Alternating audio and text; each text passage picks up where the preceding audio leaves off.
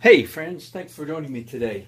I am working still, and will be for another day or so, on this commission that I have to do for my new friend Jerry here. It's a painting of his bar in his basement. There's the photograph. I've taken several pictures of him, and right now I'm working on my first roughing in of Jerry and his wife, and in pencils. I've roughed them in, as you can see already, with paint, and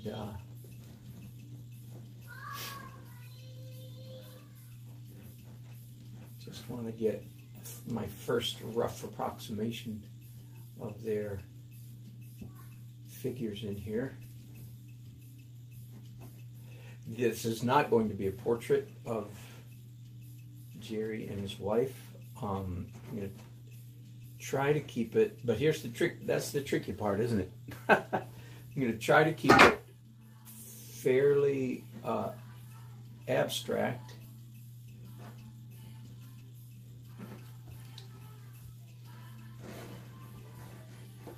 and yet looking like them. So there you go.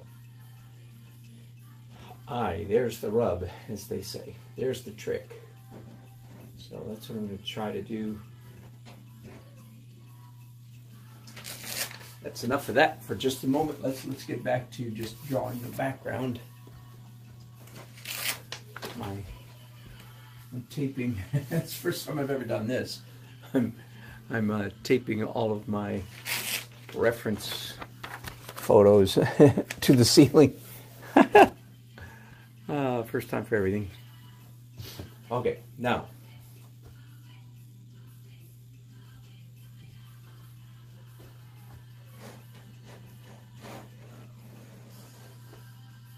and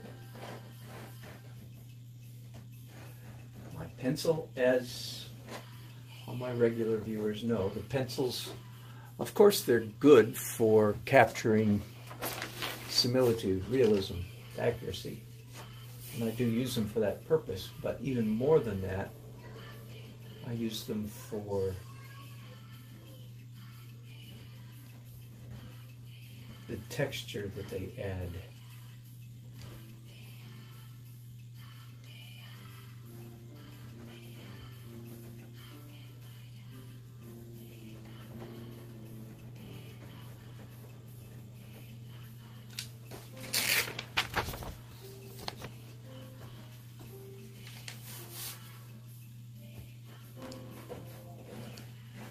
Therefore, as with everything else,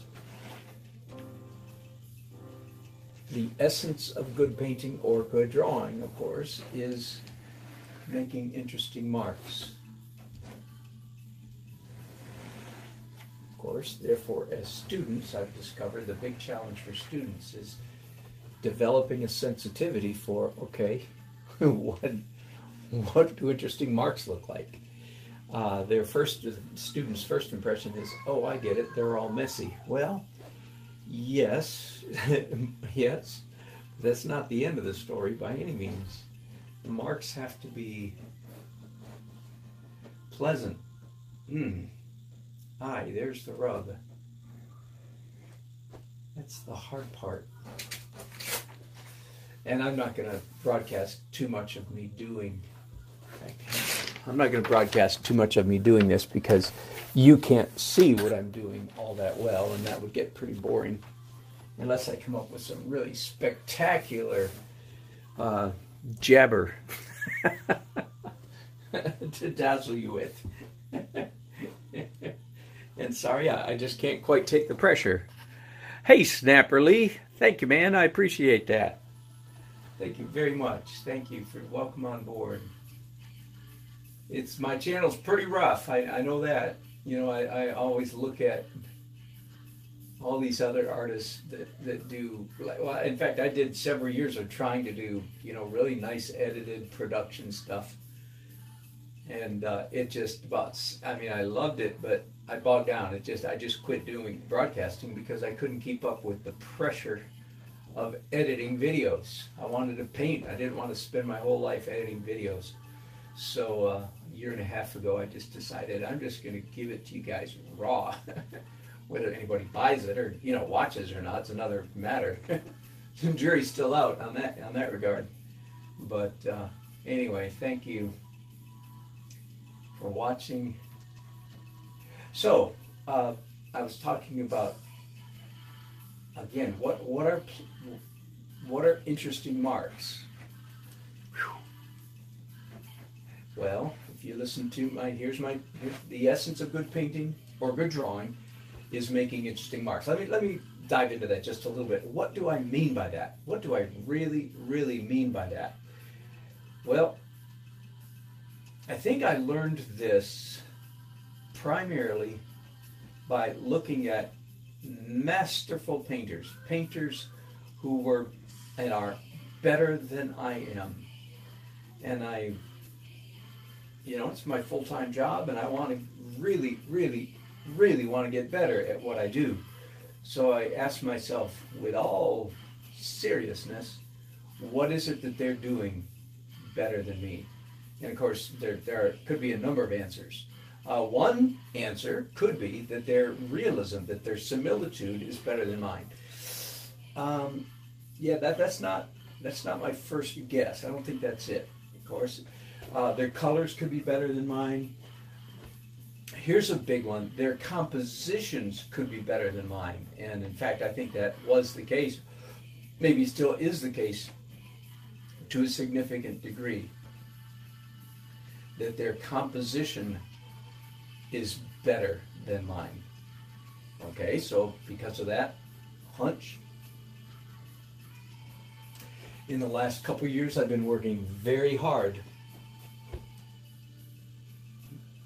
studying composition, trying to nail that down. Okay, then what is good composition? And I've taught on that quite a bit then on my video, because excuse me, all of a sudden I got hiccups. And I have some insight, I believe, into what makes a good composition. I'm not going to go into that right now. But here's the main hunch that I've, at least at this point, that I've come away with. And that is that the great masters, let me name a few, dead ones. Rembrandt is at the top of my list, not just mine. A lot of people would say greatest artist who ever breathed air, greatest painter. Anyway, Michelangelo, Rembrandt didn't do any sculpture, but greatest painter perhaps who ever breathed. Rembrandt. David Hockney, by the way, in his book or books, has quite a bit to say about that. I won't chase that down, and I'll just leave it at that for right now. So artists whose work I admire: Rembrandt, Franz Hals, all the greats. Even though I love the work of Bouguereau. He is not. His marks, he's beautiful. His stuff is beautiful because of its realism, similitude, smoothness. But he's not great. Okay, John Singer Sargent. I saw one the other day on a YouTube or on TV. It was Antiques Roadshow. Frederick Remington. Yes. Yep. Yes. Frederick Remington. So anyway, if you look at just those painters, Rembrandt, John Singer Sargent, Franz Hals, Frederick Remington. Now let me give you some living artists. Sure, Kevin McPherson, Richard Schmid. I could go on and on and on. A young guy, Jeremy Mann, out of San Francisco. What is it about their paintings that perhaps sets them ahead of me? And I believe the answer is their marks. And then I ordered couple years ago, ordered Richard Schmid's book on plein air paint. Alla Prima, everything I know about and more about Alla Prima. And Richard Schmid calls it edge control. So he doesn't use the term interesting marks. He calls it edge control, and that's his verbiage. What he means by that is the balance and the contrast between soft edges and hard edges. That's putting it very simply. Anyway, so there is this almost indefinable. I'm so sorry. I've never had hiccups during broadcast before, and as soon as I finish my thought, I'll hang up, get rid of my hiccups, and come back. Oh my goodness! Here I am drawing alcohol and got the hiccups. That's kind of funny.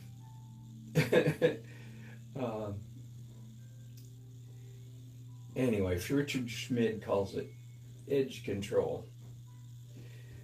So over the last several years, I've discovered, interesting marks is really what sets artists apart, the men from the boys, shall we say, the women from the girls, so as not to be sexist. Now, having said that, I can go one step further. The next question is, interesting marks, yes, but what doth an interesting mark make? To use the old English, just to get the point across. What is it that makes marks interesting? And the number one word is variety. Now, that's as far as I'm going to chase that down. But part of the reason I use pencils is because they add an interesting dimension of variety to my work. Hey, Eric, did you send me your hiccups? I refuse them. Okay. I actually do have a way to get rid of hiccups, but I can't do it while I'm talking. So I'm going to finish drawing with pencil. You've watched enough anyway. You can see what's going on here. I like this. I still like it. I got to admit, when I started pencils a couple years ago, I didn't know if it was just a passing fancy, but I like the look of that. So it's weird. It's me. Now it's turned into me, my Dan Nelson style. But it's unconventional. I want you to know that. This is not ordinary oil painting. To use a pencil, and again, I presume you've all made by Jerry. Made by Jerry Sartorama, Jumbo Jet Black. Sort of like a grease pencil, but not quite as greasy as a grease pencil. Okay, there. Let me hang up. Let me get rid of these hiccups, and I'll be back with 462F.